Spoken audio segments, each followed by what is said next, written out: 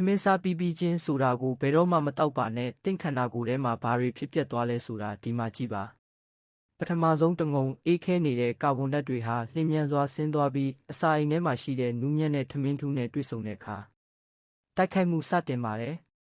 ကာဗွန်ဒိုင်အောက်ဆိုက်ဟာရုတ်တရက်ပေါက်ကွဲထွက်ပြီးအတွင်းပိုင်းကိုဖောင်းကားစေပါတယ်တင့်အစာအိမ်ဟာဖိအားပူပေါင်းတစ်ခုလိုဖောင်းလာပြီးရင်းအမြစ်ပါးတွေဆက်ဖြင်းဖြစ်လာလို့အနီရောင်ကိုပြောင်းသွားပါတယ်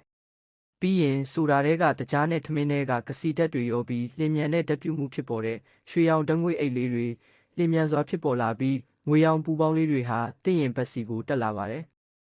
အဲ့ဒီအချိန်မှာအစာချေစနစ်ရပ်တန့်သွားပြီးပန်ကရီးယားကရုတ်တရက်ဝင်လာတဲ့တကြားဓာတ်ကိုထိန်းဖို့ဟော်မုန်းတွေလျင်မြန်စွာထုတ်လွှတ်နေရတယ်။တင်းရဲ့အသေးဟာလည်းကစီဓာတ်နဲ့တကြားဓာတ်နှစ်ခုလုံးကိုခြေဖြတ်ဖို့ရုန်းကန်နေရတယ်။သွေးကြောထဲမှာလည်းဂလူးကို့စ်လိုင်းတွေဟာပြင်းထန်စွာမြင့်တက်ပြီးလျင်မြန်စွာပြန့်နှံ့သွားပါတယ်။ပိတ်မိနေတဲ့ဓာတ်ငွေ့တွေကရင်ဝမ်းကြားကြွက်သားကိုတွန်းအက်ဆစ်အခိုးငွေ့တွေကလဲချောင်းစီတက်လာပါတယ်။ဦးလန်းချောင်းတွေလည်းနှိကွေးပြီးထမင်းထူးကလေးလံကကာဗွန်ဓာတ်ငွေ့တွေကဦးခေါက်တွေကြားပိတ်ဆို့နေပါတယ်။ဒါပေမဲ့နောက်ဆုံးတော့အရာအလုံးကတဖြည်းဖြည်းငြိမ်သက်သွားတယ်။စနစ်တစ်ခုလုံးပြန်တည်ငြိမ်သွားပေမဲ့ဖိအားတံကဖြစ်ပြီးသွားပါပြီ။ဒါကြောင့်တင့်ကျန်းမာရေးအတွက်ထမင်းစားပြီးချင်းဆိုတာတောက်တာကိုလုံးဝရှောင်ရှားပါ။